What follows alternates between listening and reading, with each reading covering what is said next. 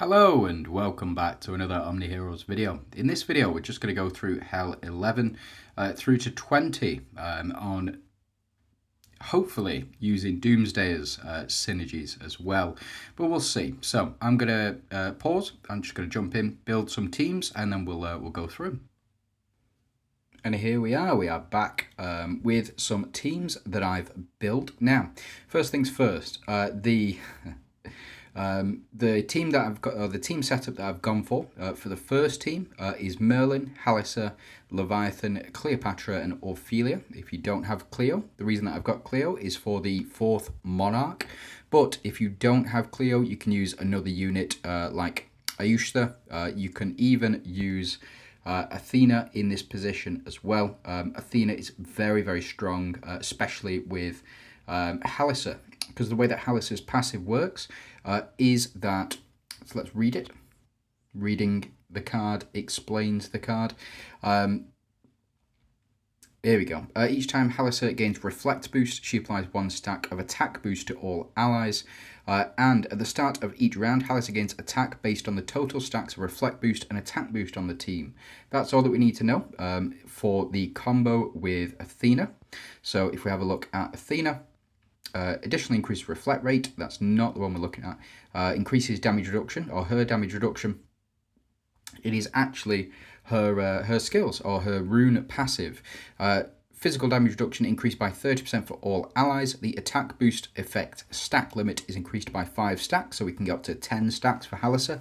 And when an ally receives an active attack, there is a 75% chance to gain 1 stack of attack boost for 3 rounds. If you have her at full red, this goes up to 100% chance. So, and we also increase the stack limit by 10 stacks as well. So every time we get an attack through, every time we get an attack through for any one of our team, Athena will apply, or has a 75% chance to apply attack stacks on that or on those random units. And the way that Merlin works as well, his runes, his passives, same as Athena's, kind of very similar units, except one is reflect rate and one is attack stacks. Now, if you have Merlin's half red runes and also his epic runes, physical damage reduction increased by 30% for all allies, very strong.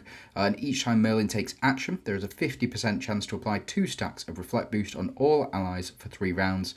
And then each time Merlin takes action, he applies 2 stacks of reflect boost if you have him at full red. So that 50% chance goes up to 100% chance, so it works very well with Halissa's passive. Now, Ophelia does something very unique with regards to these passives. It is, in fact, this one.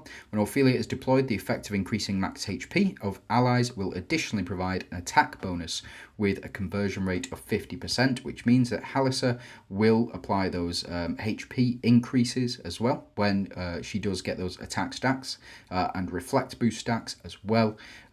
So effectively increasing our entire team's attack. Leviathan, also very, very strong. I would say one of the strongest boss killers in known history of this game. The reason that I've got her in here, again, it is the three monarchs. We would have Cleo in this spot as well, plus then Ophelia for the deviant synergy, so we get our holy shield stacks at the start to avoid getting taken down by enemy dooms.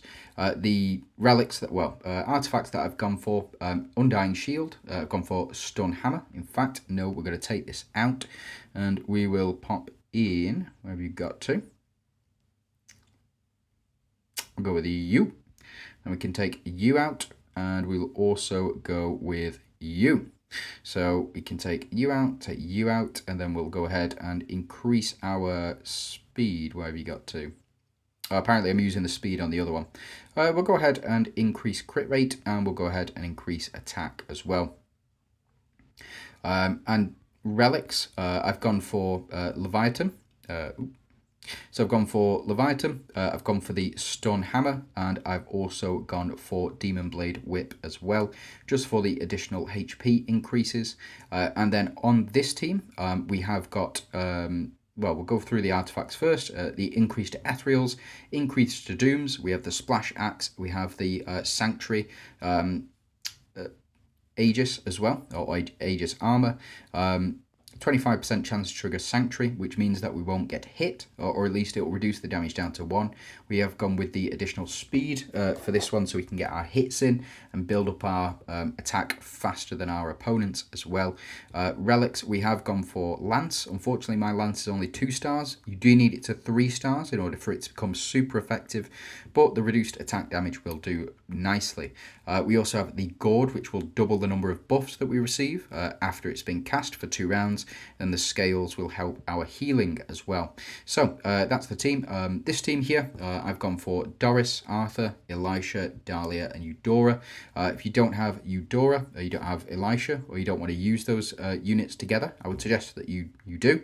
But you can then put in these 2 as well, so Lamia and Madeline, or you can take out, so you can have Madeline in, and you can also have Halios in there as well. So just something to take note is how you can go ahead and build the Dooms team. I'm going to stick with these just because I think that they're the strongest, and we'll see whether or not this first team does the job. If it doesn't do the job, we're going to change things up ever so slightly, but I do want to see whether or not we can pass through with these Dooms. Now, it may be over in the first round, so what might happen is our Holy Shields might go down right away, and then we will lose our advantage effectively. So that attack there may have killed one of our team effectively. We'll just have to see. The reflect rate on these guys is incredibly high. We also dodge that attack, and then we can retaliate with a basic with our ultimate attack, very, very strong, and we also can reflect back enemies' attacks to them, which is going to really help reduce down the damage that we take as well.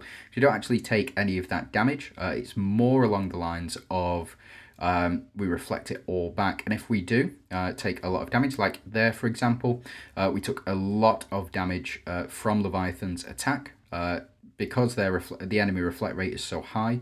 Hopefully we'll be able to push through, but again, we'll just have to see. I don't know if these units are cut out for hell difficulty.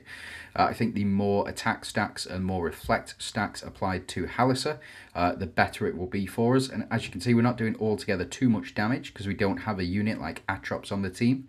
But enemy is also not able to do altogether too much damage to us and is taking significant reflect damage back as well. So lots of damage back to enemy Sylvan, and Halios has even attacked himself in this one. So go ahead and see, we're doing a little bit of damage too. That's reasonable amounts of damage. And then the triple from Merlin here, that is not bad at all. But I do think that we are going to be... Yeah, I think that we're going to be a bit stuck. I mean, Athena might just pull us through. I don't know. I would very much enjoy it if we did. We do get the double attack here. Again, that is with thanks to our artifacts. And we also have Undying Shield as well. So as long as our front line survives, which it looks like it will do. I think it will do with Athena, and she's doing tremendous amounts of damage there. Flipping heck, like a lot of damage. That was more than I thought. Do not sleep on Athena. She is really, really strong, especially paired up with Halissa and Merlin as well. The damage reduction, 30% from Merlin, 30% from Athena, and then we do get our healing back as well. So every time we attack with Athena, we get some healing back, which is helping us push through and keep Athena alive for as long as possible. There, Merlin doing some respectable damage. We get the dodge there. That's not bad at all. I think what I should do is switch round Halissa and switch round Ophelia as well. The reason for that is in my slot 5, the unit in slot 5 has an increased damage. Whoa. Look at that, that's crazy amounts of damage from Athena. It's increased damage of 500% as well. So that's hopefully how we're going to push through. But we, again, we'll just have to see. We've not done altogether too much damage to Athena, but Ophelia here, 3,000 million. That is actually not bad damage at all. As you can see, because of our Monarch synergy, we do have this Monarch synergy.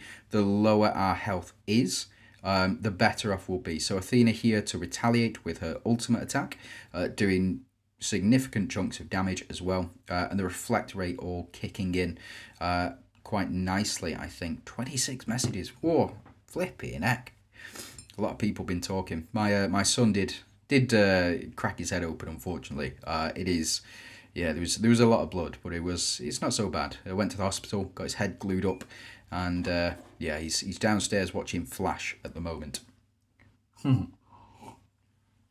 I know, but it seems as though we're doing very well, and we've got all of this healing back. Potentially just another healer, I think, might get the job done for us. So we do reflect a lot of damage back as well, and as you can see, Athena putting the work in here. Now this Athena is 15 stars and Light Seeker as well. Now, in case you don't know, Light Seeker is a very powerful ability, and it acts as effectively a royal. So if you don't know what the royal passive does, the royal passive will per stack that is on our team, we will so per stack we get damage increase and damage reduction effect as well, plus the damage reduction from Merlin and the damage reduction from Athena from her runes. As you can see, we've built up enough now so that we can just attack straight through enemies' reflect rate. Very, very strong, very powerful abilities here on display. And again, I don't think you need Leviathan for this particular team build. If you don't have a copy of Leviathan in that spot, you would just run another busted unit, like, for example, Atrops might work very well, or another Monarch that you might have available in this spot as well if you are trying to get through.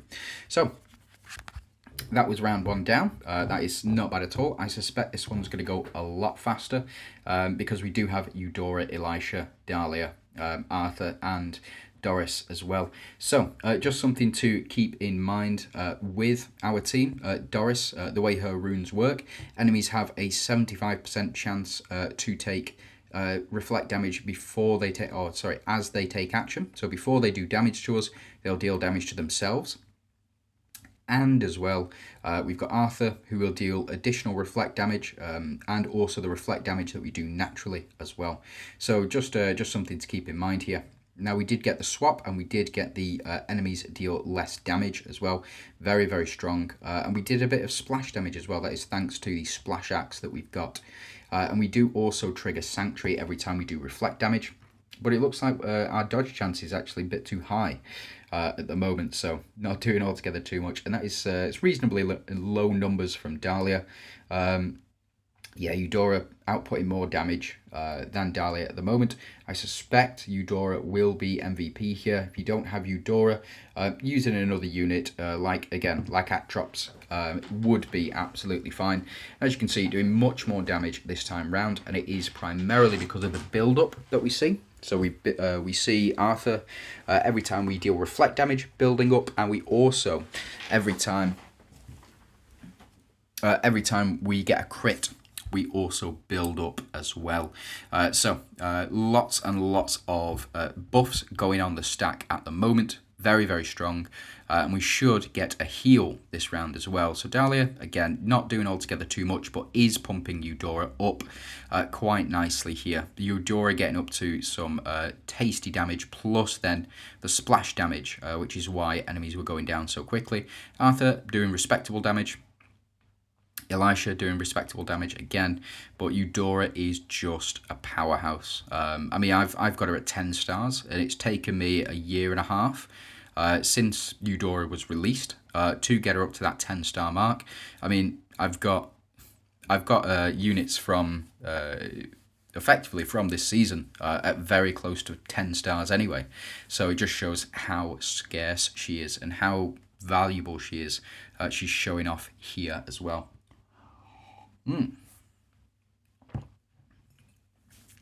Very good. So what we'll do, we'll see this match through to the end, and then we will go through because we see that our teams work even against enemy reflects or enemy dooms teams. So jump into battle and let's see if we can power through. If we do lose a match, then what we'll do is we'll reassess the team and jump back in. So on this one, looks like we did it in round 8, so absolutely fine to use these teams. And again, using using the power of Eudora here just to push us through, push enough damage through as well. It looks like Merlin went down, shame, but we did get the victory in the end on that one. And again, round 5, no casualties there either. The next boss, I believe, is Gwyn, but I don't know. Let me just check first. Potentially moving Merlin around, because he does seem to keep going down in that front slot. So let's switch him up. Let's switch him around with Leviathan. Let's see whether or not that makes any difference. If we lose now, it is Emily. So Emily, you just need 25 or more stacks of buffs in order to win.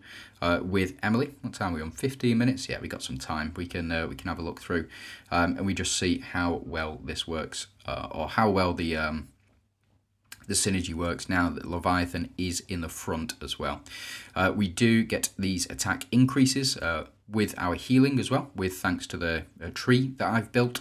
Again, all energy all the time, plus them maxed out Grace of Hunters, maxed out damage increase, etc, etc. Very, very strong. And now, again, our Athena is going to hopefully carry us all the way through. She's such a strong unit. Like, I don't... So, yeah, sorry, I skipped. She's such a strong unit. Like, I don't get how... or why people are sleeping on her, because again, she's just so powerful in what she does. She's a major tank, and then is dealing the most damage as well for that particular team. Very, very strong. Very, very strong indeed. I've enjoyed Athena for the entire time that I've started playing OMNIHEROES as well.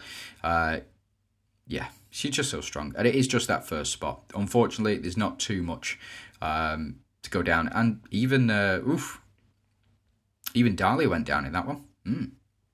Very cool. Well, we'll see whether or not we can get through to Hell 20, and then what we'll do is we'll watch Hell 20 and then go through. We'll watch it in full and just see how long it does take. So it looks like it's taking about 8 or 9 rounds for this first team, and then for the second team, it looks like it's taking a bit less time.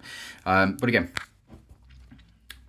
Athena, man, she's just so strong. Like, I don't know. She's doing the business. I mean, we're in hell difficulty. This is probably the second toughest PvE content in the game. I would say that, actually, no, that's a lie now. Now that Palace stages have been increased and Lost City stages have been increased as well, I would say that they are much tougher than hell difficulty. You need certain specific units in order to beat that, and in order to beat Palace of Penrose, and in the long term. So in Palace of Penrose, you need multiple teams which are very, very strong, and as well, we've nearly gone down here. We do get the increase. Yeah, so we can reflect that back. Let's see. Bit of leech rate here, absolutely fine. Yeah, but Leviathan doesn't seem to be healing altogether too much. But again, we'll see. We are only on Hell 19 as well. What am I doing? Watching this fight all the way through. Jumping the gun, so to speak. I would have been over in 3 rounds. So here we go, Hell 20. Now, Medusa is the boss here. We've countered in the first one with Merlin. And in the second one, we have not countered, but I don't suspect it will take altogether too much effort in order to beat her. Now, what she does is applies 10 stacks of attack increase, so enemies are going to be doing a lot more health. And they'll be doing even more health, or they'll be doing even more damage, when they get to lower health, because there's 4 monarchs on the enemy team. The lower a monarch's health is, the higher their damage conversion is as well. So you do want to get up to that 4 monarchs yourself, if you possibly can. And then we'll just have to see. I think we should be okay here. There we go. So we are reflecting back. That purple shield, by the way, is Leviathan's ability. She has a 50% chance to reflect just the attack directly back to the attacker as well. Very, very strong. Very strong ability.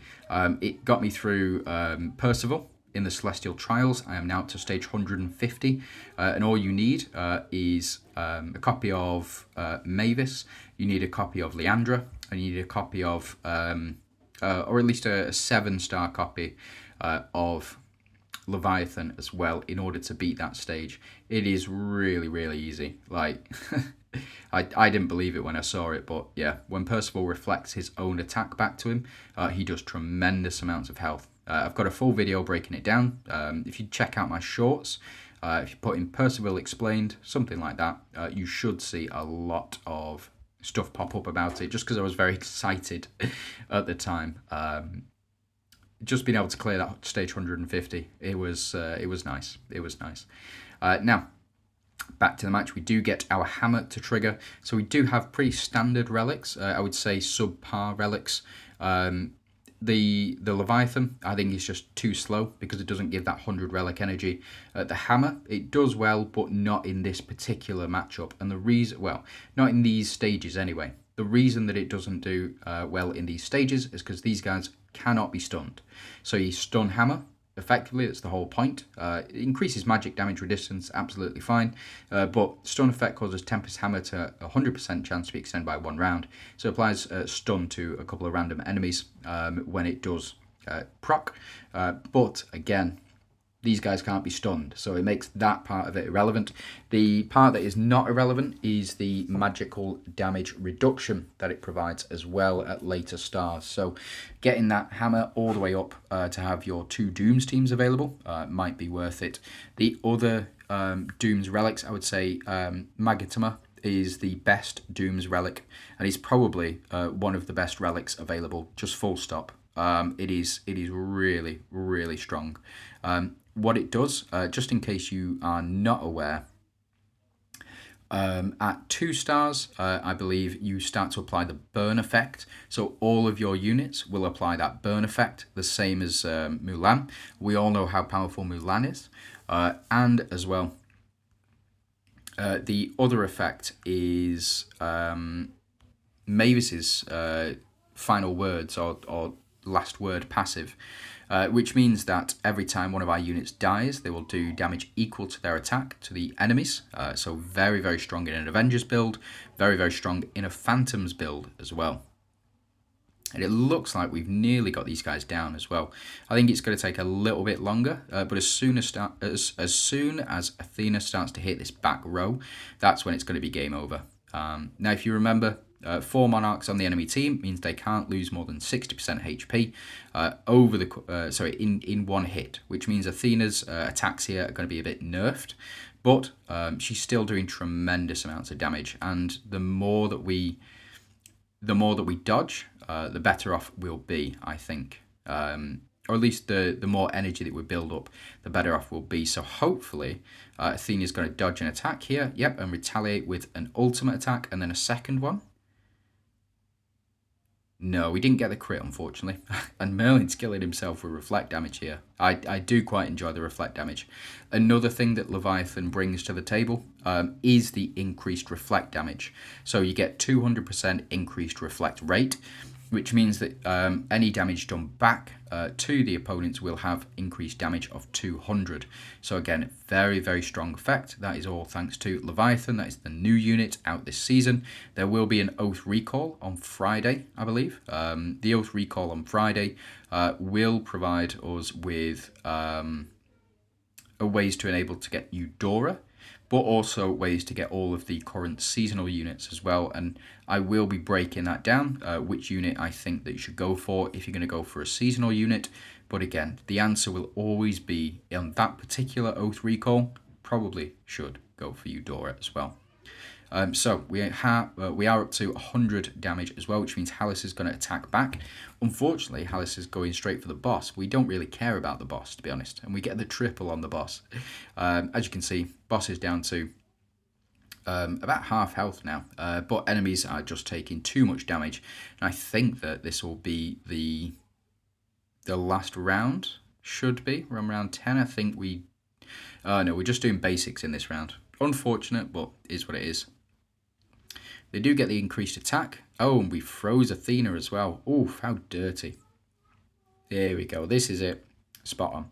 So that is the victory for this team here, and I think the victory will come very quickly for this team here.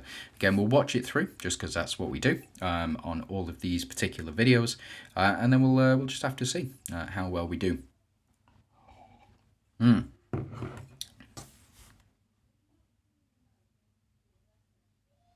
There we go. So we hopefully will get some splash damage in here for Eudora.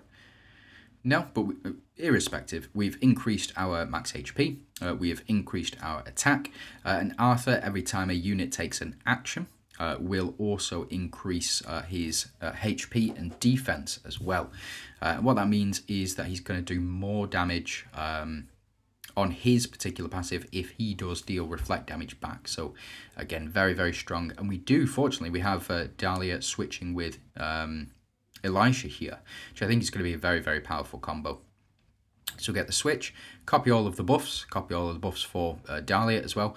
Not doing altogether too much there. It is what it is. I think the raw attack increases once Dahlia has built up is going to be really, really strong. And remember, every time that we gain a buff, we gain double that buff because of the Cosmic Gourd. As you can see, after casting the relic for 2 rounds, all buffs received by our allies are doubled.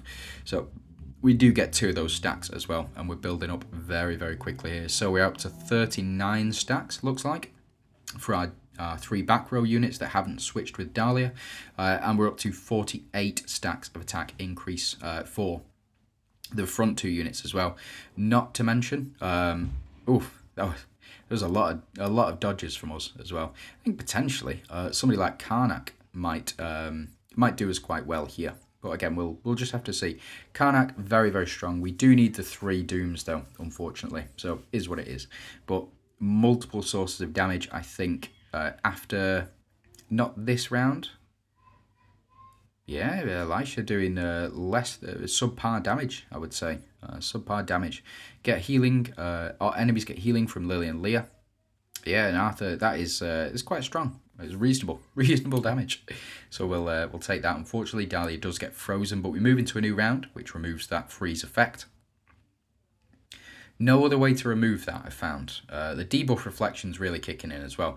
If you are confused as to why there are white debuff reflection markers popping up, it's every time we attack an enemy.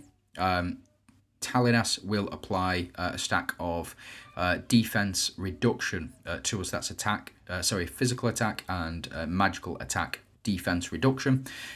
Lily and Leah also increase that stack limit for the enemies up to that 100. Up to the 15 mark, which allows for Talinas, when she performs her ultimate, if she has enough stacks of attack increase, to stun us for 2 rounds. However, every time we attack, we get this debuff reflection pop up. What is happening is we are reflecting that back onto the enemies.